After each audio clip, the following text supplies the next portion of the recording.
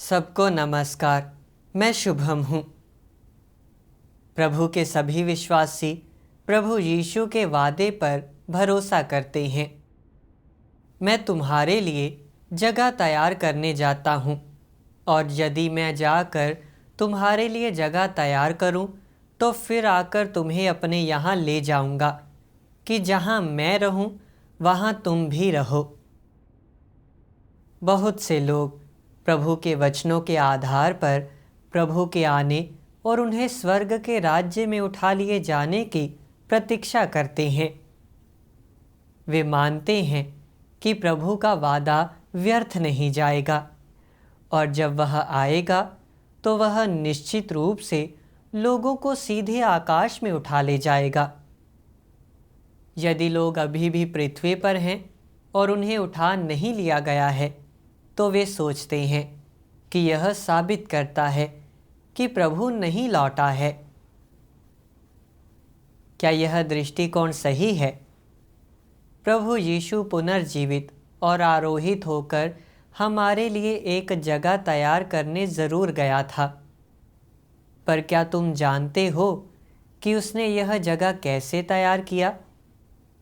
क्या तुम जानते हो इसे तैयार करते समय क्या कार्य किया जाना चाहिए? क्या तुम्हें यकीन है कि प्रभु ने यही तैयारी की है कि हम जीवित स्वर्ग में प्रवेश करें, या हमें मृत्यु के बाद आध्यात्मिक क्षेत्र में प्रवेश करना था? धार्मिक संसार में बहुत से लोग प्रभु के आने और उन्हें स्वर्ग के राज्य में उठा लिए जाने की प्रतीक्षा कर रहे हैं।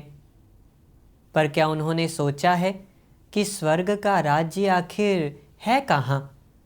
जो लोग प्रभु का स्वागत करते हैं वे आखिर कहाँ उठा लिए गए हैं?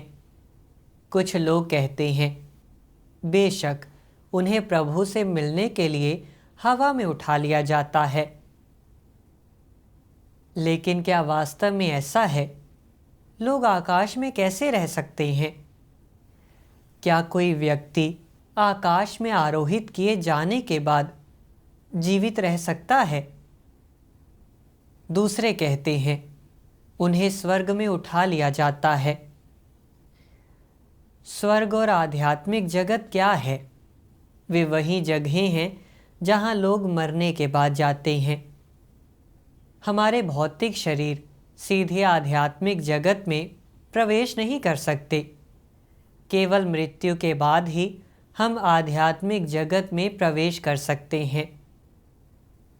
प्रभु ने अपनी वापसी की भविष्यवाणी की ताकि हम जीवित रहते हुए उसका स्वागत कर सकें। मरना और आध्यात्मिक जगत में लौटना प्रभु का स्वागत करना नहीं कहा जा सकता।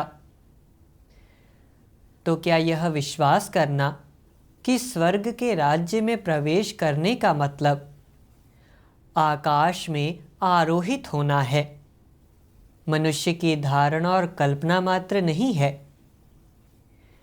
यह बस अवास्तविक है।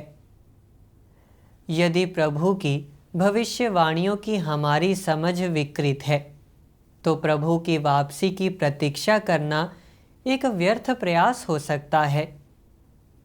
बस व्यर्थ प्रतीक्षा करना। तो क्या वह स्थान जो प्रभु ने हमारे लिए तैयार किया है स्वर्ग में है या पृथ्वी पर? आइए देखें कि प्रभु की प्रार्थना क्या कहती है। तेरा राज्य आए, तेरी इच्छा जैसी स्वर्ग में पूरी होती है वैसे पृथ्वी पर भी हो। इसके अलावा प्रकाशित वाक्य की पुस्तक भविष्यवाणी करती है, फिर मैंने पवित्र नगर नए यरूशलेम को स्वर्ग से परमेश्वर के पास से उतरते देखा। देख, परमेश्वर का डेरा मनुष्यों के बीच में है। वह उनके साथ डेरा करेगा और वे उसके लोग होंगे, और परमेश्वर आप उनके साथ रहेगा और उनका परमेश्वर होगा। जगत का राज्य हमारे प्रभु का और उसके मसीह का हो गया और वह युगानुयुग राज्य करेगा। इन भविष्यवाणियों में जगत का राज्य हमारे प्रभु का और उसके मसीह का हो गया। पवित्र नगर नए यरूशलेम को स्वर्ग से परमेश्वर के पास से उतरते और परमेश्वर का डेरा मनुष्यों के बीच में है का उल्लेख है। इसका मतलब है मसीह के राज्य का पृथ्वी पर साकार होना। परमेश्वर पृथ्वी पर अपना राज्य स्थापित करेगा।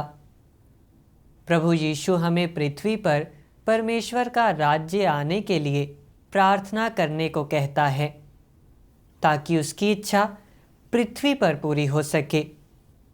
उसने कभी नहीं कहा कि परमेश्वर का राज्य स्वर्ग में स्थापित होगा, और उसने हमसे एक दिन हवा में उठाए जाने की आशा करने के लिए तो बिल्कुल नहीं कहा।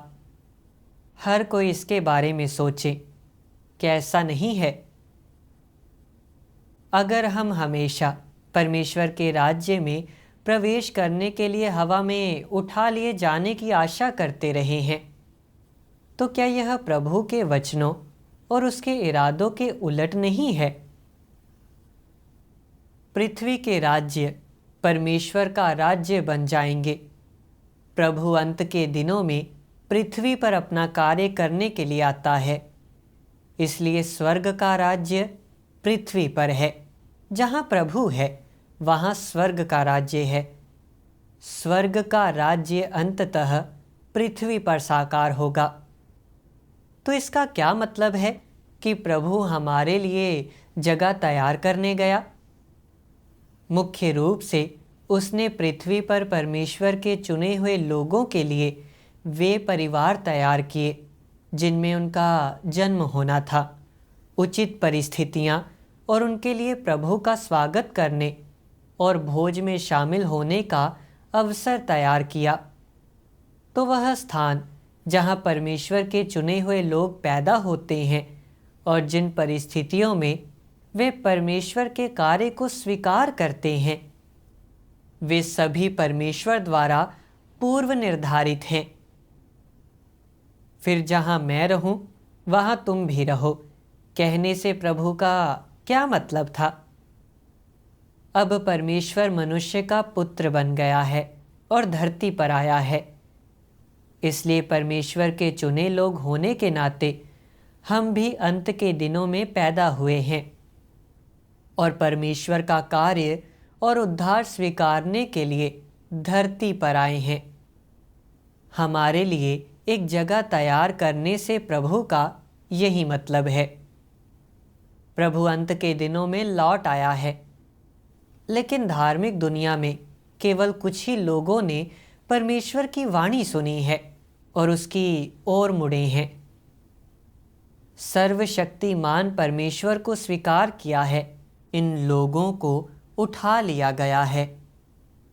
परमेश्वर अब मनुष्य के पुत्र के रूप में देहधारी हुआ है, न्याय का कार्य करने के लिए सत्य व्यक्त कर रहा है।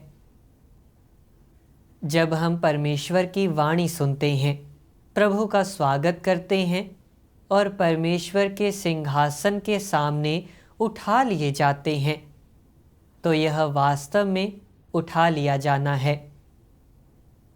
जब कलीसिया को उठा लिया जाता है तो इसका मतलब यह नहीं है कि सभी विश्वासियों को उठा लिया जाता है, बल्कि यह है कि बुद्धिमान कुंवारियां जो परमेश्वर की वाणी सुनती हैं और प्रभु का स्वागत करती हैं, उन्हें उठा लिया जाता है।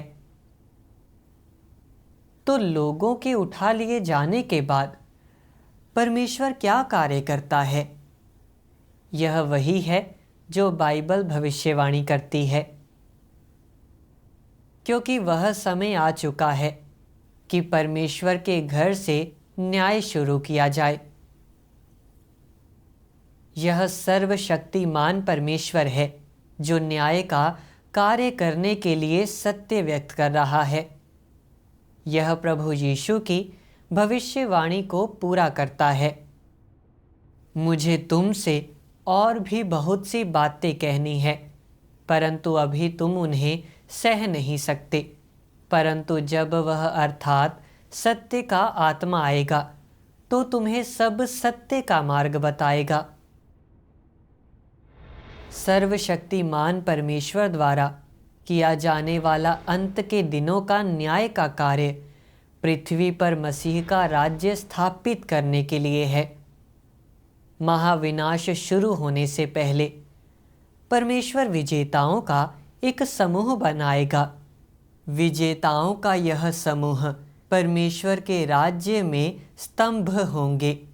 वे ही मसीह के राज्य में परमेश्वर के साथ राजाओं के रूप में शासन करेंगे। विनाशों के दौरान परमेश्वर द्वारा पूर्ण बनाए गए लोग उसके राज्य के लोग होंगे। वे सभी जो लगातार अंत के दिनों के सर्वशक्तिमान परमेश्वर के कार्य को स्वीकार करने से इनकार करते हैं, उन्हें परमेश्वर द्वारा बेनकाब किया जाएगा और हटा दिया जाएगा और उनका मसीह के राज्य में कोई हिस्सा नहीं होगा। आज सर्वशक्तिमान परमेश्वर ने चीन में पहले ही विजेताओं का एक समूह बना लिया है। ये विजेता पूरी दुनिया में परमेश्वर के लिए गवाही दे रहे हैं, परमेश्वर के राज्य के सुसमाचार का प्रसार कर रहे हैं और उसे फैला रहे हैं। अब वह महत्वपूर्ण समय है जब परमेश्वर विनाशों के बीच सभी राष्ट्रों में अपने लोगों को पूर्ण बना रहा है। वे सभी जो अंत के दिनों के परमेश्वर के कार्य को स्वीकार करते हैं, मेमने के पद चिन्हों पर चले हैं और परमेश्वर के सामने उठा लिए गए हैं। परमेश्वर के चुने हुए लोग उसके वचनों को खाते और पीते हैं। उन्होंने उसके न्याय और ताड़ना का अनुभव किया है और उनके भ्रष्ट स्वभाव शुद्ध और परिवर्तित हो गए हैं। उन सभी ने सच्ची गवाहियां दी हैं। परमेश्वर ने पहले ही विजेताओं के एक समूह को प्राप्त कर लिया है। जब परमेश्वर का कार्य समाप्त हो जाएगा और अंतिम 3.5 वर्षों के महाविनाश आ जाएंगे, तो शैतान का यह राज्य धड़ाम से पूरी तरह से नष्ट हो जाएगा। परमेश्वर का प्रतिरोध करने वाली सभी बुरी शक्तियां भी नष्ट हो जाएंगी और मसीह का राज्य तब पृथ्वी पर पूरी तरह से साकार हो जाएगा। उस समय जो लोग बचाए गए हैं वे परमेश्वर के साथ राज्य में प्रवेश करेंगे और एक साथ विश्राम का आनंद लेंगे। यह सर्वशक्तिमान परमेश्वर के वचनों को पूरा करेगा। मेरे वचन ज्यों-ज्यों पूर्ण होते हैं, पृथ्वी पर धीरे धीरे राज्य बनता जाता है और मनुष्य धीरे धीरे सामान्यता की ओर लौटता है और इस प्रकार पृथ्वी पर वह राज्य स्थापित हो जाता है जो मेरे हृदय में है। राज्य में परमेश्वर के सभी लोग सामान्य मनुष्य का जीवन पुनः प्राप्त कर लेते हैं। पाले वाली शीत ऋतु विदा हुई, उसका स्थान वासंती नगरों के संसार ने ले लिया है, जहाँ पूरे साल बाहर रहती है। लोग अब कभी मनुष्य के संसार की वीरानी का अनुभव नहीं करते हैं और न ही वे मनुष्य के संसार की ठंडी सिहरन सहते हैं। लोग एक दूसरे से लड़ते नहीं हैं, देश एक दूसरे के विरुद्ध युद्ध में नहीं उतरते हैं। नरसंहार अब और नहीं है और ना वह लहू जो नरसंहार से बहता है। सारे भूभाग आनंद से भरे हैं और हर जगह मनुष्यों की आपसी गर्माहट से भरी है। मैं पूरे संसार में चलता हूँ, मैं ऊपर अपने सिंहासन से आनंदित होता हूँ और मैं तारों के बीच रहता हूँ, और स्वर्गदूत मेरे लिए नए नए गीत और नए नए नृत्य प्रस्तुत करते हैं। उनकी अपनी भंगुरता अब कभी उनकी आंखों से आंसू बहने का कारण नहीं बनती है। अब मुझे अपने सामने स्वर्गदूतों के रोने की आवाज़ नहीं सुनाई देती, और अब कोई भी मुझे अपनी परेशानियां नहीं बताता है। आज तुम सब लोग मेरे सामने रहते हो, कल तुम सब लोग मेरे राज्य में रहोगे।